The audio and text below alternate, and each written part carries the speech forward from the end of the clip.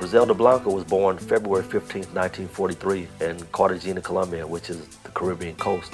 At the age of 3, along with her mother, Ana Lucia Restrepo, they moved to Medellin, Colombia. They lived in basically a tent home in the mountains of Medellin. She lived among the poorest of the poor. They had no bathroom facilities within the interior of the home, no running water, no electricity. There was really no laws that the people in the mountains followed.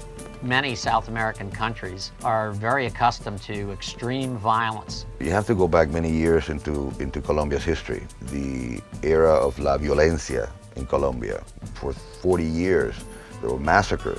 The Godmother ran into dead bodies almost on a daily basis, even as a child. The Colombian traffickers were kids during that La Violencia era, and they grew up seeing their parents and their grandparents and brothers and sisters being murdered in front of them. What she and the other slum kids would do, they would dig a hole in the ground and throw the body in the hole and throw dirt over the body. There was nothing else to do for the slum children. It doubled as a sort of fun for the Godmother and her friends.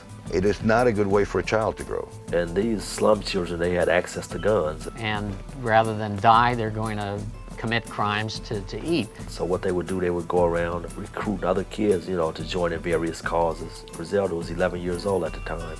They kidnapped a young child, I believe he was a 10-year-old child, from the Medellin flatlands, which was where the well-to-do lived. Took him up to the hills, and they had designs of shaking his family down for money. For whatever reasons, the family never gave the young peasants the money. They gave Griselda a gun and dared her to shoot the kid between the eyes. So the Godmother, 11 years old, shot the kid between his eyes, and the kid died. That's the first murder that she committed in her life at 11 years old.